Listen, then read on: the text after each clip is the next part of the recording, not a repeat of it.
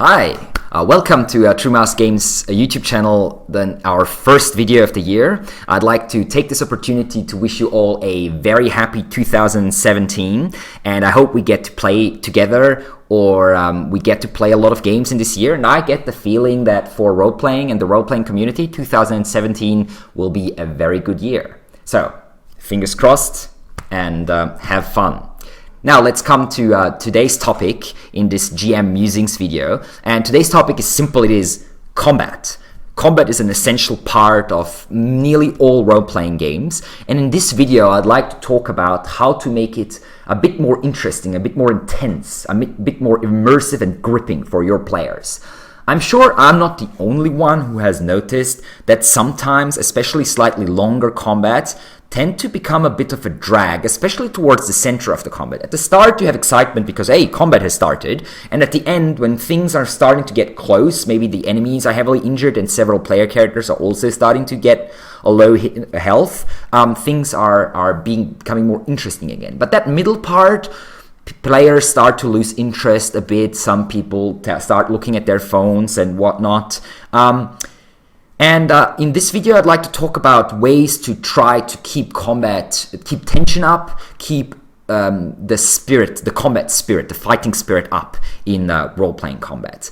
And how I do that, my method I'd like to call the NECST method. So that will be NECST method. So as you have now probably figured out, that means there are 5 letters in that word, and there are 5 points we are going to talk about today.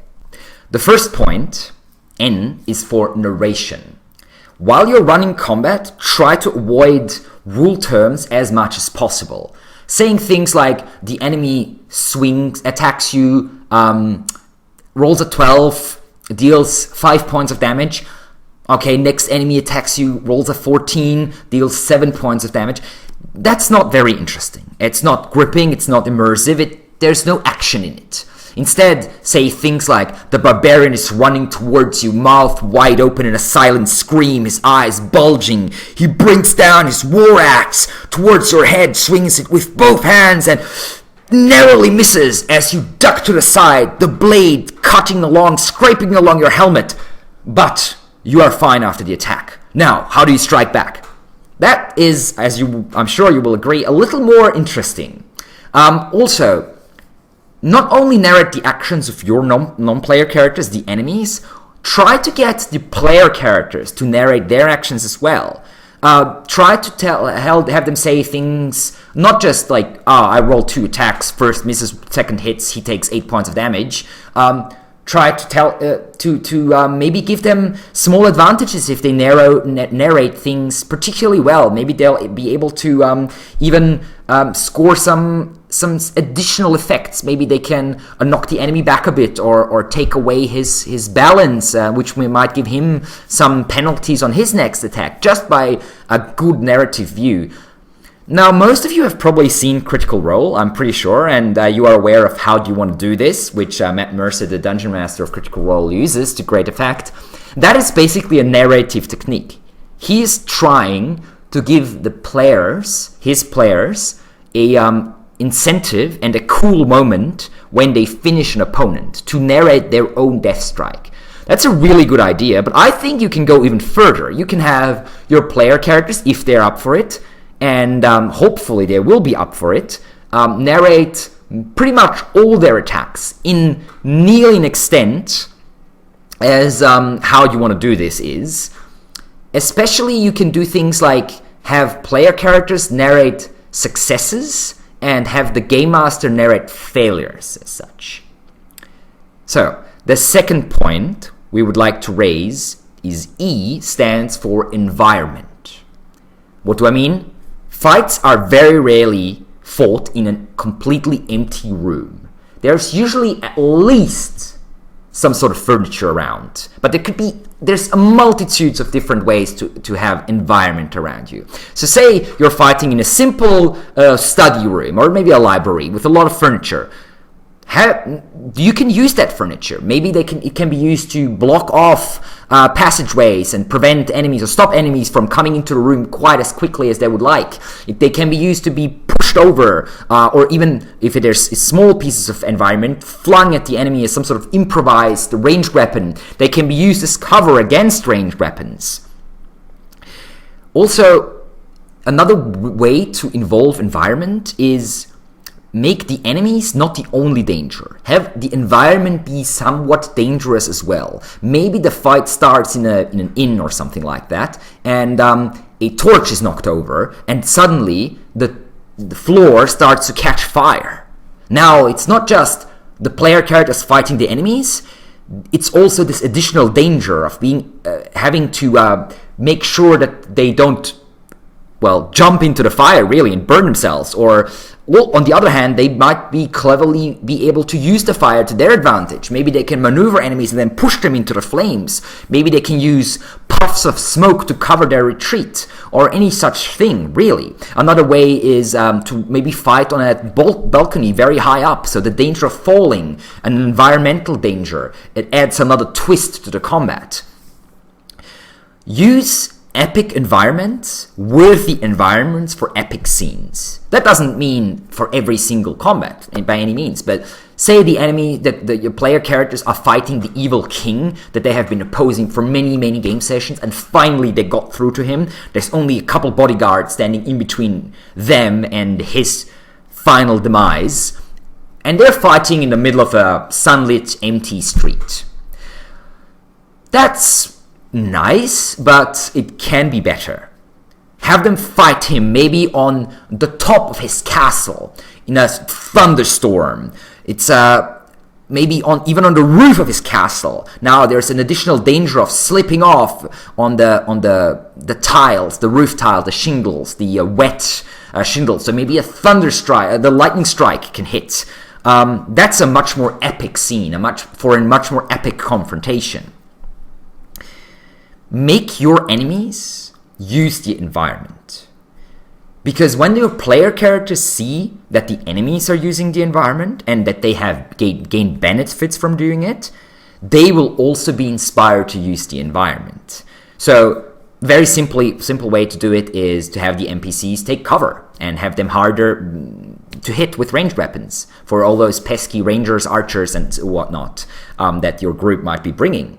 Also have the NPCs attempt stunts involving the environment. To pick up the fight in the inn that we mentioned before, maybe one of the enemies will pick up a bottle of high percentage liquor, smash it against the player characters, and then throw a torch at him, trying to set him aflame. Or maybe an enemy will grab a bowl of hot soup and splash it into a player character's face, try to blind him, try to burn him again, or at least injure him in some ways. Or maybe it could be as simple as the enemy jumping onto a table or onto the bar and using this advantageous position, this higher position, to some sort of effect.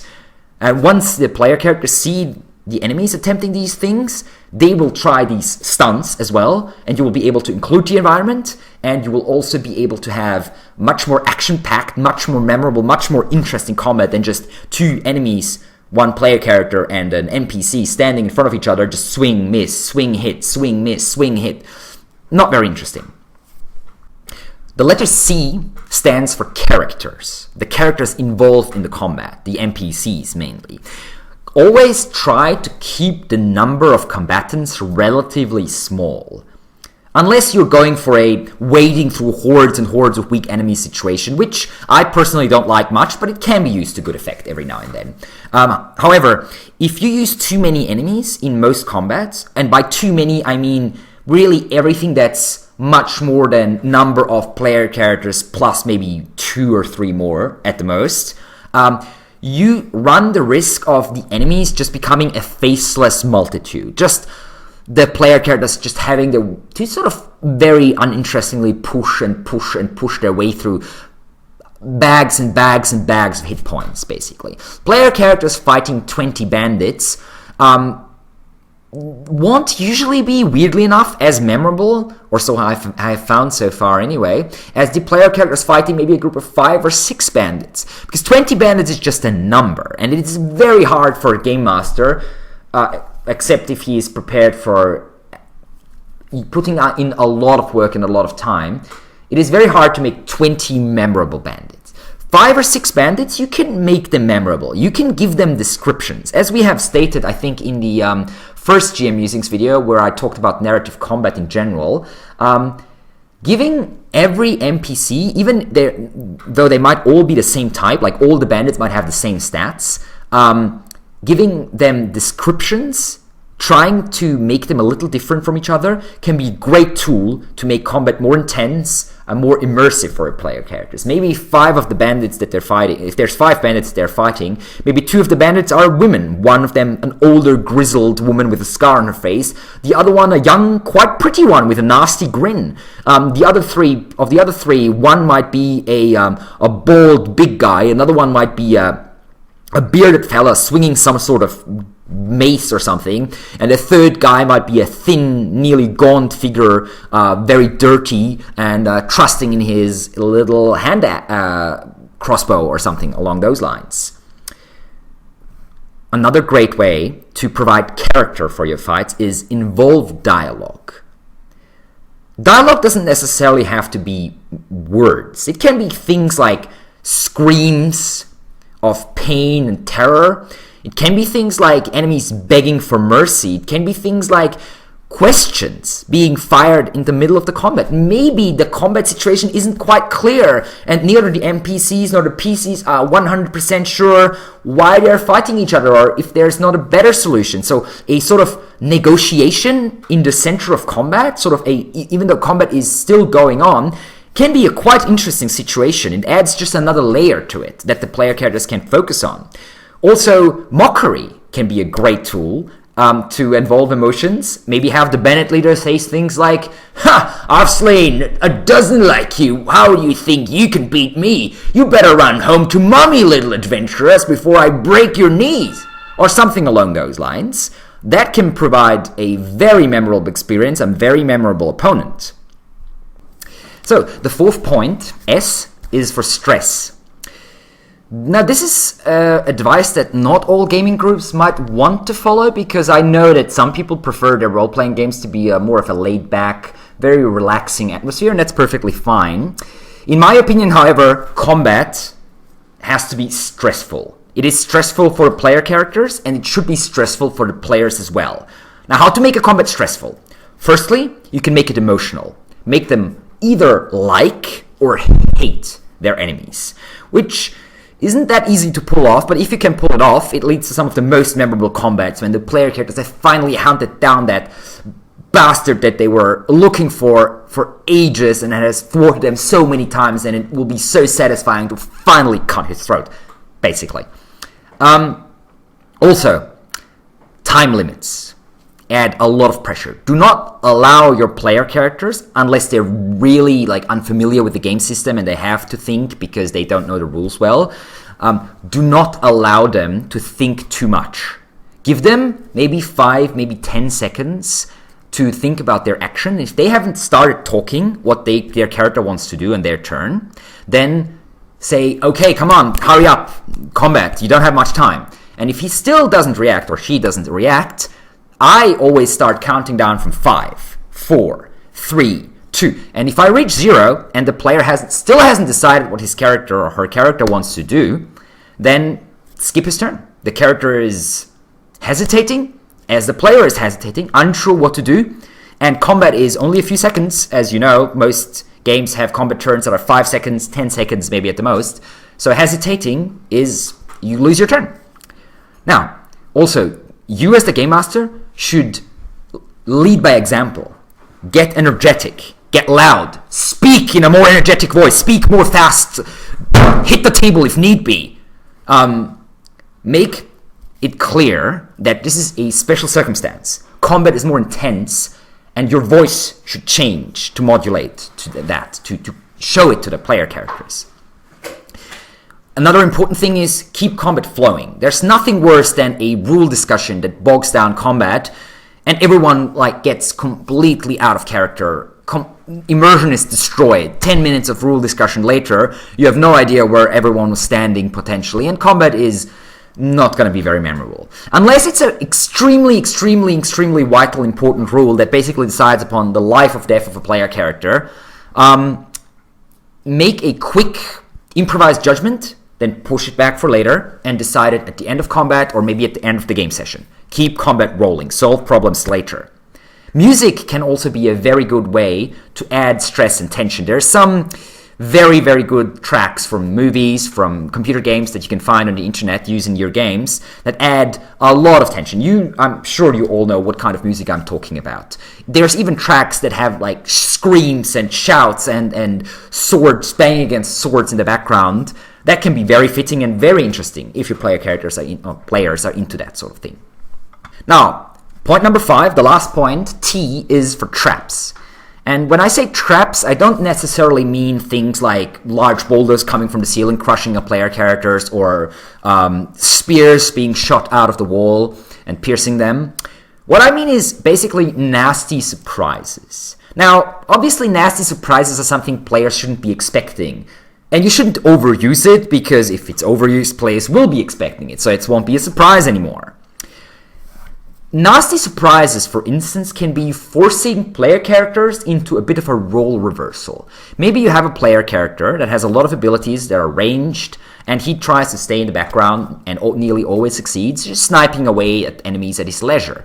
But maybe all of a sudden in a combat, tanks or whatever you want to call them, his big beefy buddies are in melee already with some sort of dangerous combatant, and all of a sudden other enemies are coming from behind and attacking him. Now he's forced to break his habit, which is always stressful, forced into a new role, forced to adapt to a new situation that hasn't maybe been explored quite in that detail over the course of the campaign so far. What also can be very interesting is split the party in the middle of combat. Maybe 2 of the player characters fall into a hole and have to climb their way up, and the rest of the party is struggling to survive until they get back and can reinforce them. Or maybe you have a portcullis all of a sudden slam down, or a door close, or a magical barrier appear, shutting off half of the group from the other half, and now each group is basically has to fight on them by themselves without being able to assist one another much, which leads to interesting new dynamics. Also, but be aware that this is very dangerous and should not be overused. It can be an interesting idea to take away some of the player characters' powers, especially those that they rely on a lot. Maybe a fighter that's very tough has been poisoned before a fight, and all of a sudden he's not as tough as he was, and every hit hurts much more.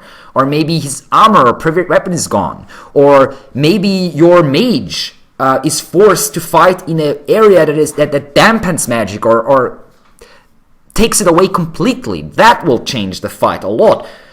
However, your players will be a lot pissed at you, to be perfectly frank, if you use this method too often, because they created their characters, they want to use their cool abilities. And if you use that in every second combat, that sort of I am taking away your abilities thing, yeah, as I said, your player characters might be slightly pissed, and the players as well, of course. So don't overdo it. It's called nasty surprises, as I said, because player characters are not expecting it. So this 5th point should definitely not be overdone. Just to say it one more time, so that no one can say, oh, this guy on the internet told me, that's why I fucked up.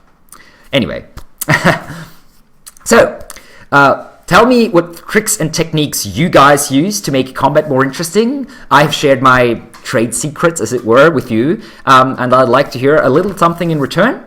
As always, thank you for watching. If you liked the video, feel free to subscribe to our YouTube channel for more content, more GM musings, more one-shots and such. We will be exploring a lot of different role-playing systems very soon, and you'll find much more than D&D in the immediate future on this channel. Again, Happy New Year, Happy 2017. Good luck with your games. I hope you get to run and play a lot of different games. And as I said, I think this year might be great for role-playing games. As always, I will see you on the internet.